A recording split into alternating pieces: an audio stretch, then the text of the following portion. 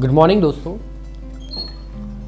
दोस्तों, आपका स्वागत है स्टॉक बॉक्स के Business Standard news saver analysis में।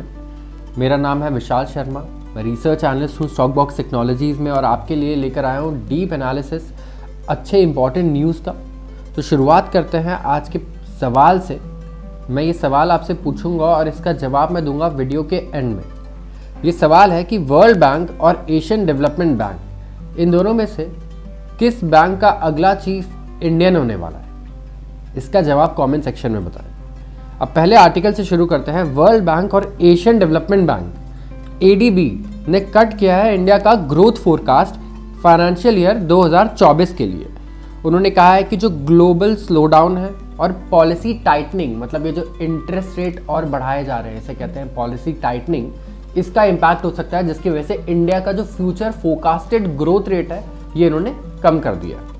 अब आते हैं आर्टिकल पर। वर्ल्ड बैंक और एशियन डेवलपमेंट बैंक ने ट्यूसडे को अपना इकोनॉमिक ग्रोथ फोरकास्ट जो इंडिया के लिए है 2023-24 फाइनेंशियल ईयर के लिए 23 और 80 बीपीएस कट कर दिया और ये आ गया है 6.3% और 6.4% रिस्पेक्टिवली।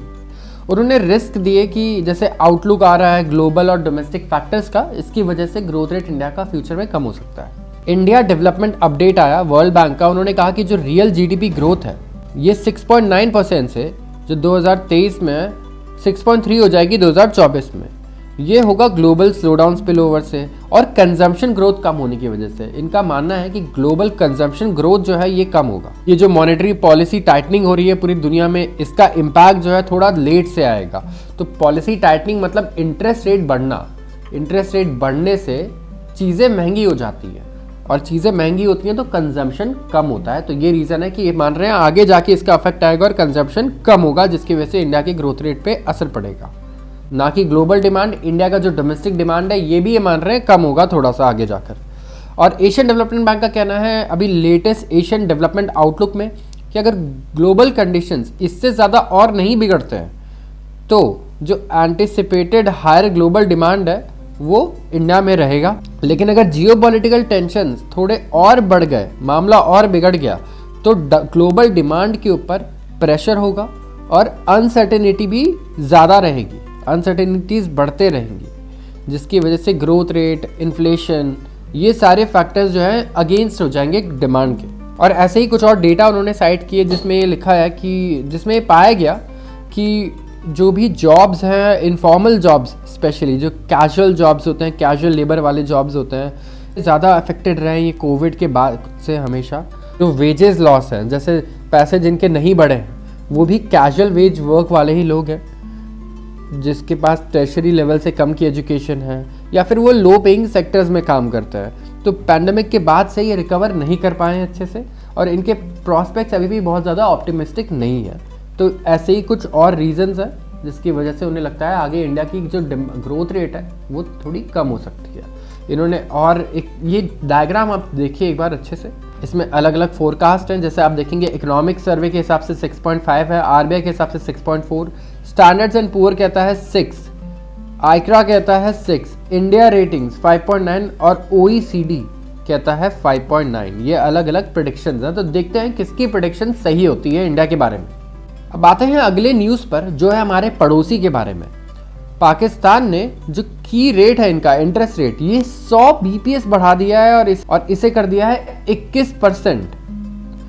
तो ये कौन सा रेट है अगर आप सोच रहे हैं, तो ये वही रेट है इंडिया में जो आरबीआई बढ़ाता है और जो अभी 6.75% के करीब चल रहा है इंडिया में अभी, जिसे हम कहते हैं रेपो रेट। ये वो रेट है जिस पर कमर्शियल बैंक्स आरबीआई से पैसे उधार लेते हैं और आरबीआई को पे करते हैं। तो cost of borings commercial banks का बढ़ जाता है।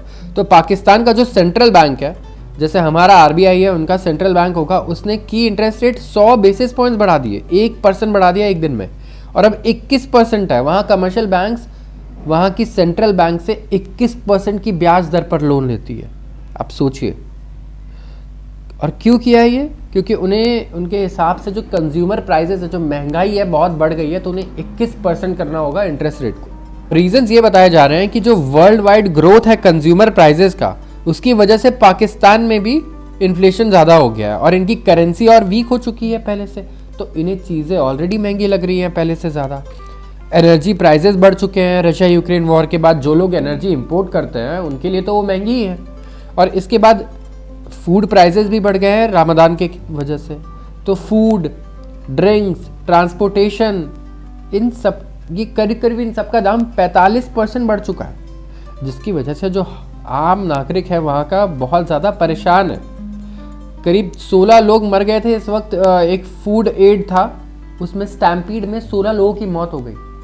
मतलब मान लीजिए एक लंगर की तरह चल रहा था और 16 लोग वहाँ स्टैम्पीड से मर गए, भगदड़ में मर गए।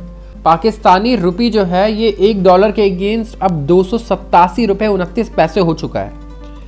तो ये इंटरनेशनल मॉनेटरी फंड से भी इसीलिए हेल्प लेने की बहुत कोशिश कर रहे हैं, फॉरेक्स रिजर्व्स लेने की कोशिश कर रहे हैं। और इनका करेंसी इतना गिर चुका है जिसकी वजह से आप सोच रहे होंगे ये हाइपर इन्फ्लेशन टाइप सिचुएशन भी वहाँ आ सकती है, इसीलिए इस तरीके से एग्रेसिवली इंटरेस्ट रेट बढ़ाया जा रहा है। उसके अलावा कई पॉलिटिकल टेंशन्स भी चल रहे हैं इनके यहाँ। सुप्रीम कोर्ट, आर्मी, गवर्नमेंट, इन तीनों के बीच में परेशानियाँ चल रही है और कॉन्फ्लिक्ट्स चल रहे हैं। तो देखते हैं आगे किस तरीके से चीज़ें डेवलप होती हैं इस कंट्री में, और ये आगे जाकर एक अच्छा रूप लेता है या एक बहुत ही बुरा रूप लेता है। अगला आर्टिकल है ग्लोबल क्रूड ऑयल प्राइसेस के बारे में। Oil stable markets weigh OPEC plus cuts, Russian crude में shield India from price shocks. अब ऑयल स्टेबल है और मार्केट अब वे कर रहा है ओपेक प्लस कट को।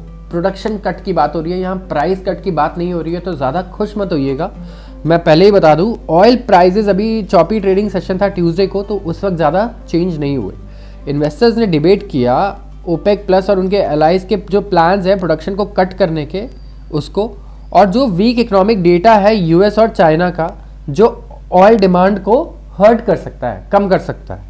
अब जैसे ही ओपेक प्लस ने अनाउंस किया मंडे को, ये जो WTI क्रूड और ब्रेंट क्रूड है ये 6% ऊपर थे और रॉक कर दिया इन्होंने पूरे मार्केट को, ऑल अक्रॉस द मार्केट, कि वॉलंटरी प्रोडक्शन कट होंगे 1.66 मिलियन बैरल्स पर डे का मई से लेके 2023 एंड तक। तो ये जो लेटेस्ट प्लेज है, ये टोटल वॉल्यूम कट जो इससे होगा ये होगा 3.66 million barrel per day. Latest इन्होंने डिसीजन लिया है, इसकी वजह से जो टोटल वॉल्यूम कट होगा ओपेक प्लस का मिलाकर ये होगा 3.66 मिलियन बैरल्स पर डे, जिसमें 2 मिलियन बैरल कट जो है लास्ट अक्टूबर अनाउंस हुआ था, और ये है इक्वल 3.7% ऑफ ग्लोबल डिमांड। तो इतनी अगर सप्लाई कम होगी ऑयल की आगे जाकर, तो आप सोच रहे हैं प्राइस अच्छा खासा बढ़ सकता है यहाँ से।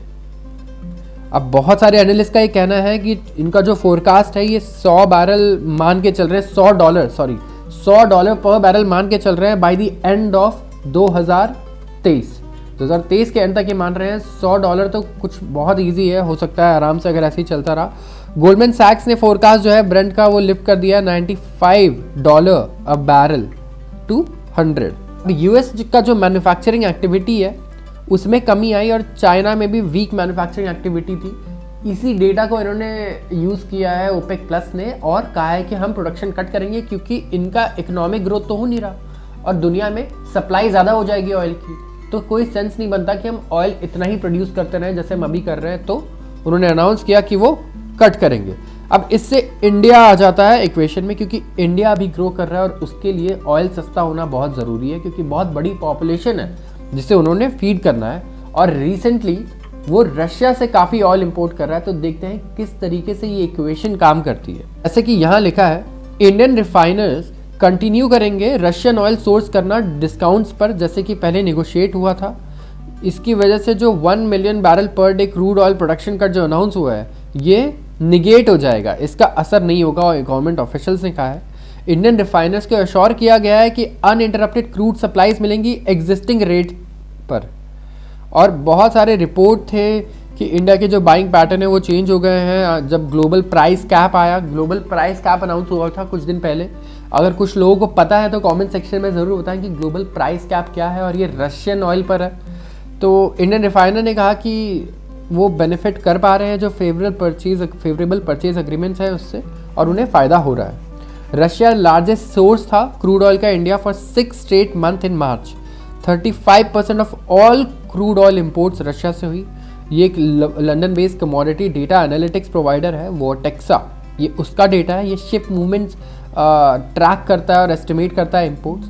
इंडिया ने इंपोर्ट किए all time high 1.64 million barrels per day Russia से मार्च में, और ये 1.6 मिलियन बैरल्स पर डे फरवरी से भी ज़्यादा था।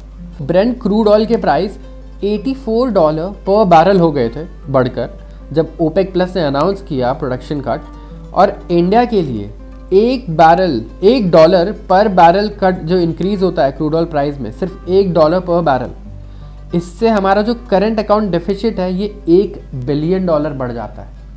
आप सोचिए कितना फ़र्क पड़ता है हमें सिर्फ $1 से।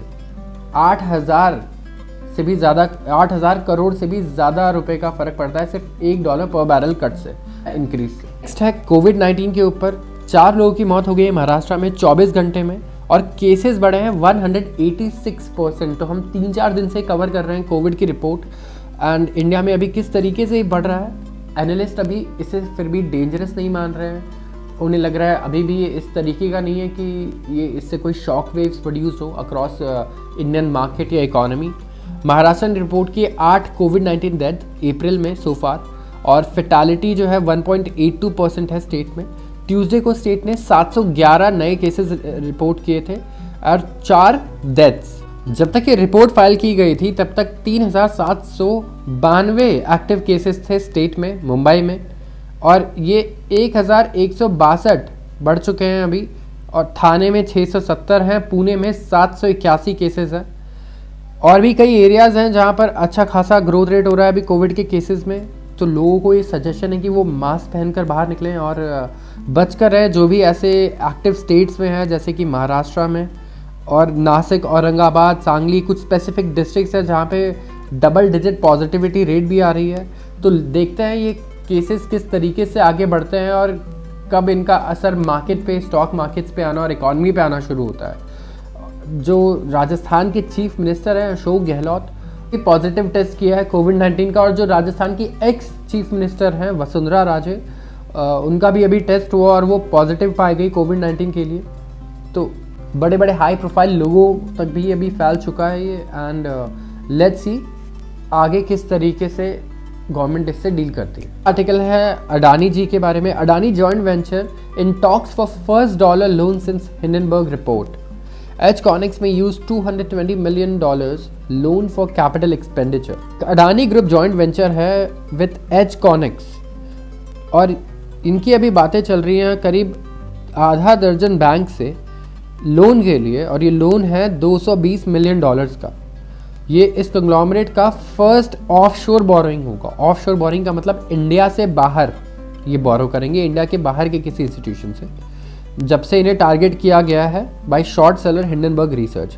अब data centre provider Adani ConneX इस पैसे को यूज़ करेगा कैपिटल एक्सपेंडिचर के लिए।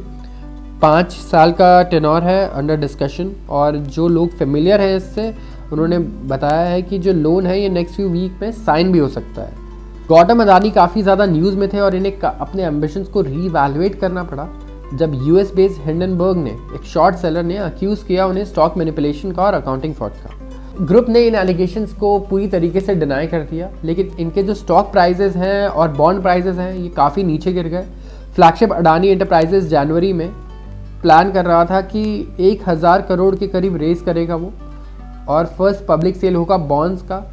ब्लूमबर्ग का एक डेटा है जो उसने कंपाइल किया, वो शो करता है कि एक भी $US लोन जो है वो नहीं लिया गया था बाई अडानी ग्रुप कंपनीज जैसे कि Adani green energy, Adani ports and special economic zone और अडानी एंटरप्राइजेस, जब से ये रिपोर्ट रिलीज़ हुई है तब से।